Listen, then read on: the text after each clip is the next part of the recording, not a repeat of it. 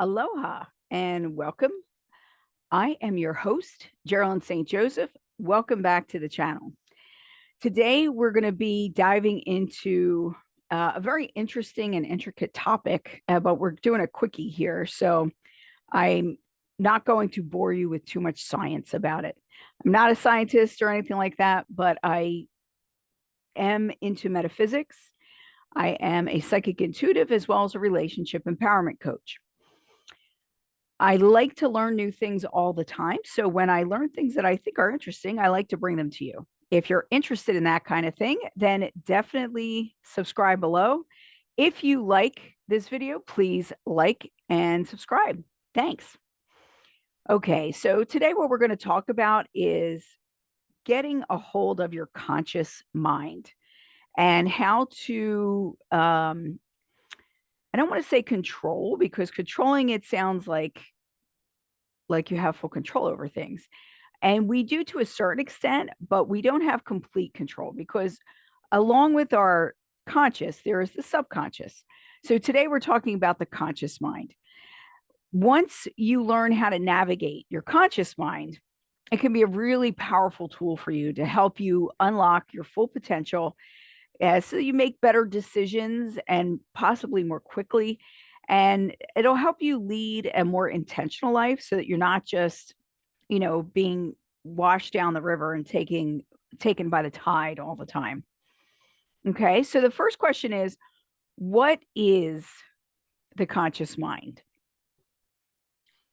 The conscious mind is the part of the mind that is responsible for awareness, reasoning, decision making. It's the part of the mind that we're using when we're awake.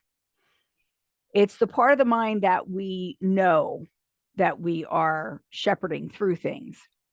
Even though a lot of us are on autopilot a lot of the times, your conscious mind you can take control of and navigate however you want to navigate things.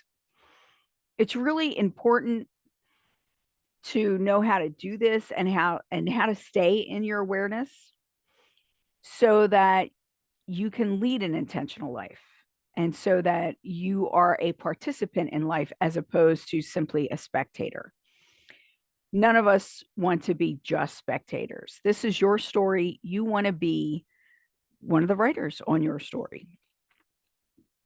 Okay, so the conscious mind is the part of the mind that's responsible for your awareness. It's left brain, reasoning, decision making.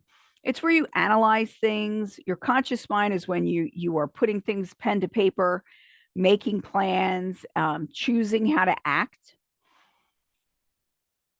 The problem that we run into is that oftentimes we are distracted.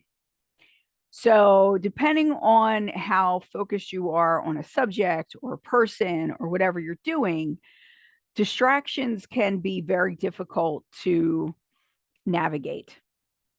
So, for instance, for me, I could be writing and be very, very aware of what's going on and have an idea as to what I want to do with different things that I'm doing.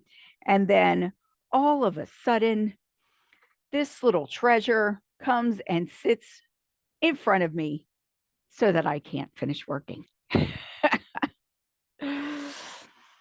So, using my conscious mind, I am looking over her so that I'm still focused on you and doing what I need to do. But part of my conscious mind is distracted that I have this beautiful cat in front of me and she wants my attention. So, different things will pull your attention. It could be something that is an immediate need, or it could be something that you're just thinking of in the back of your mind because you're going out later and you're thinking about things. We need to be aware that we can be distracted. And the other things we can be distracted by are our fears, our unconscious habits or unconscious things. Like we'll just drift into things. So in order to really know how to focus and hold on to your focus, one of the first things that we need to do is be aware of the stuff happening in the background. We need to be aware of, okay, what is it that will pull me away from what I'm doing. And then you can either take care of that, you could make time for it. Like there's different things that we can do. So, for instance, in my case, with this beautiful darling in front of me, I just tend to move everything around and I work around her while she's here in front of me. And every once in a while, I give her a pet and it makes me feel good. I like having her there, but she definitely takes my focus away at different times because I can't, she's right in front of my screen. She's right where I should be writing. So it makes it a little difficult. Something else that can pull you away from your focus is the back of your mind, the fears. Who are you to do this? What are you doing now? Oftentimes, we are our own worst enemies when it comes to this kind of thing. And we'll be talking about that more when we talk about the subconscious or the unconscious. Another thing is our unconscious habits. So, a habit is something that you just kind of do all along. So, if you have formed a habit where you're working and then as soon as the cat jumps up, you got to start playing with her and giving her all kinds of attention, and then you lose track of what you're doing, that's an unconscious habit. If you do it repeatedly, your body will just automatically, your body and mind will just automatically go there. So you don't want to create these types of habits. You want to pay attention to yourself and see where these habits are and where you can change them. The more aware we are of who we are and our own voice, the more we can control what is being said, how it's being said, and how it's received. Some people believe that there is the observer and then there's the what you're observing. Which one are you? You're both. Not everyone can talk to themselves. Also, I found that out recently. I found that fascinating because I am in my own head all the time. But some people don't hear that babble. They may see visions of things or different ways that the brain will communicate with them, but it won't be through words. It won't be verbally. By the same token, there are people who cannot see visually in their mind, in their mind's eye. They hear words or they see words. That's just a little aside. That's just showing you distraction because that came right into my head. And I always find it fascinating when I learn things about people that might be different. Another thing that we do is we will unconsciously just make assumptions all over the place. Like people assume because I have a mind's eye and I can see things that everybody can. And that's simply not true. So being more aware of who and what is around you and knowing that everyone is not the same. We're not built the same. We don't work the same. We have a baseline where we know we're all people, and this is how we know that. But each body is a little bit different. Each psyche is a little bit different. Okay.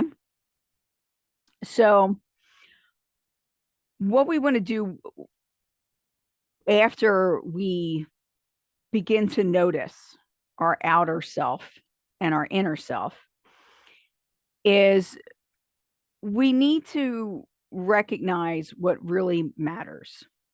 So, the reason why getting a hold of your conscious mind is going to help you deeply. It's not just a surface thing. The conscious mind is the surface that you're aware of, but it connects with everything underneath. So once we get a hold of our conscious mind, it's easier to dig in and figure out our belief systems and how to change them and things like that. Getting a hold of our conscious mind helps us to focus on what really matters. It reduces a lot of stress and anxiety. We can build resilience against negative thoughts, and we can take those negative thoughts and what we're doing is answering them and we're changing them. So the negative thoughts generally are something that is habitual or it's something that comes up from the subconscious. It could be something from outside of you, someone who has criticized you harshly or things like that will bring up the negative thoughts. But when we have control of our conscious mind, we can combat those things. we can go in and say, no, I'm not thinking that, or no, that's not true. Things like, for instance, you make a mistake at work and it was something that you really didn't mean to do. It's a big mistake. You feel really bad about it. And you're like, oh, I am so stupid. I can't believe I did that. Then later, you make another mistake, not so big, not so major. And immediately you start with, oh, I'm so stupid. I can't believe I did that. Your response to that is, I am not stupid. It was a mistake. Everyone makes mistakes. And I'm going to remember what I did wrong so that I do better next time. So it's changing things and reframing things and putting them in a place where we can utilize them and that they help us move forward instead of hold us down. When you're aware of your consciousness, when you have a hold of it and you're steering that boat, you can achieve your goals and you have more clarity. You'll know more what your purpose is, and it will be easier for you to attain the things that you need to attain. Because when your conscious mind is all over the place and very scattered, it's difficult to pull in the pieces that you need to create the kind of life that you want to create or create the kind of success that you want. That's one of the reasons why it all needs to be pulled in together. And you need to recognize what's you. I teach self-empowerment. I teach a whole course called Completing the Circle, Path to Self-Empowerment, which is specifically about getting a hold of your inner workings, your inner self, and how to use energy work and thoughtfulness and empowerment in order to move forward and be more successful and also create a habit of feeling good. So instead of falling backwards into negativity and how stupid you are and you're dumb and you look ugly and everything else, you fall back into, that's really funny. I love myself and I know I have work to do and I know I can achieve it. It's about building confidence. So some of the things that you can do to help yourself in this endeavor is to practice mindfulness. Now, I know mindfulness has become a keyword in the last couple of years, but it really is important. When you're mindful, you're paying attention. That's what we were talking about a little bit earlier, where there's an observer and then the observed, and that we are both of those things. So when we focus our attention inward, we are better at the outward stuff. So if we know what's going on in here, it's easier to ascertain what's going on out there without pulling it into ourselves and making it something that it's not possibly. So with mindfulness, what you do is you bring your attention to the present moment. Bring your attention to the present moment. When your mind is in the future, that's called anxiety. When your mind is stuck in the past, that's called depression. So either way, you're getting pulled back and forth. You're afraid of what's coming, or you're sad about what you had to let go of or what happened. That's not where you want to be. You need to be here now. Does that mean we don't make plans? No, it absolutely does not. You can be very mindful and still have a route to the future and still think about, okay, this is the way I want things to happen. The difference is that you're not looking at the future with anxiety and fear, like, oh, I don't know what's going to happen. I don't know what I want. I'm afraid of the past coming up again. You're looking at the future from where you are now. So it's like building a foundation. And on that foundation, you know what that foundation can handle and what you can build. That's what mindfulness gives you. How do you practice mindfulness? You pull yourself back into the present. You can look at what is around you. You can check in to see what you're feeling, do several deep breathing exercises. One of my favorites is to breathe in as deeply as you can. You hold it for a few seconds and then you breathe out really slow. Do that 4 or 5 times. It oxygenates your blood, it relaxes your muscles, and it tells your body that everything is safe and that you're okay. And that's really what you need to be telling yourself, because for the most part, most of us are not in situations where we have to be as anxious as we get, especially here in America. The more I deal with people outside of America and in places where things are different, maybe they don't have the freedom of speech, maybe they don't have the medical care, maybe they don't have access to the same things that we have access to. It's really brought my attention, my awareness again to the things that, because I'm here, there's an assumption that every place is like here, but it's not. Everyone is not dealing with the same thing.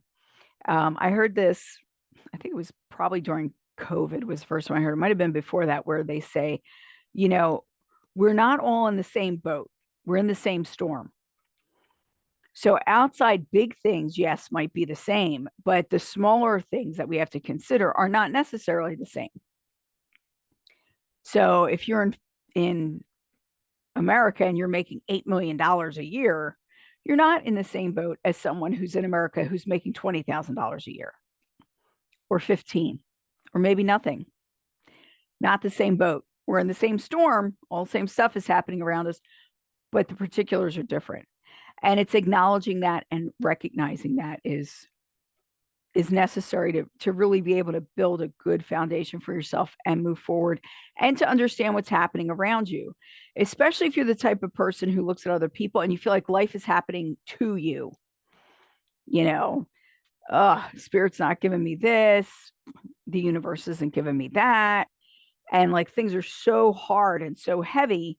But then if you really look around you and recognize what is around you that's positive, that's good, that's working in your favor, then things don't feel so heavy. Things get much lighter. So that's one of the other ways too. So we're talking about mindfulness. We also practice being grateful and gratitude. So you can wake up first thing in the morning and say, okay, what do I have to look forward to today? Even if it's just one thing. The sun's out, sky's blue, it's raining, and it's watering my garden, and I don't have to go out and water it. Whatever it is, I woke up, I'm breathing, I'm good. Whatever that one thing is. And then before you go to bed at night, and I always feel like these things are best done pen to paper. So writing it down, or if you must, put it into your tablet so you can look back on it later, so that when things get harder, you can look at all the things you have to be grateful for. But at the end of the day, write 5 things that you're grateful for that day. 5 things that happened, whether it was somebody who smiled at you on the street, or somebody, you dropped something and they helped you pick it up, or maybe they just offered to pick it up, or maybe you saw somebody helping someone else. But 5 things to be grateful for. It'll make a big difference if you get into the habit, and you make that a habit, is taking note of all the things around you that you can be grateful for. As I was saying earlier, when a negative thought crosses your mind, when you start beating yourself up, or even if it's subtle, when you feel that negativity creeping in, challenge it. Talk to yourself. Tell yourself, no, that's not the way it's going to be. And you can ask, is it true? And why do I think this is true? But I tend to like going directly at it and being like, no, we're not doing that. This is not something that we're going to engage in. And explain to yourself, you might be like, it could be as simple as just saying no, or it may take more of an inner conversation for it. Or another thing we could do is, if we have really good friends or family members that we're really close to, talk to them about it. I'm feeling like this is a great example. I feel like I didn't accomplish anything all day. Say this to Lance, my child. And he's like, well, that's not true. And I'm like, what do you mean? I didn't do this. I didn't do that. He's like, yeah, but you did this, this, and this. Oh, so I did accomplish things today. That feels awesome. If you have an outer person who can reiterate the things that are positive, that's even better, that you have both of those things. Not that you cut out fending for yourself, but that you have another person to um, reassure you, or another person to acknowledge what's there, how you are, who you are, and what's going on. Okay. Another thing you could do using your consciousness is to visualize your goals. And I know we talked earlier that not everybody can visualize. So if you can't actually visualize it, basically what I'm asking you to do is consider, what is it that you want? What is it that your goals are? What are you reaching for? What does that look like? And for me, and the way I practice and I teach my students, is, what does it feel like?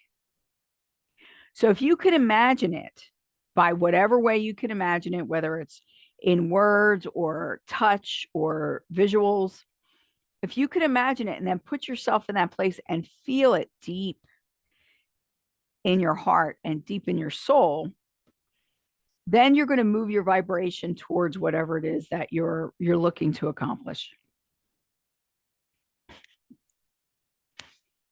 So visualizing your goals can help you get where you need to be. And doing that is done with the conscious mind, not the subconscious. You may want to make sure that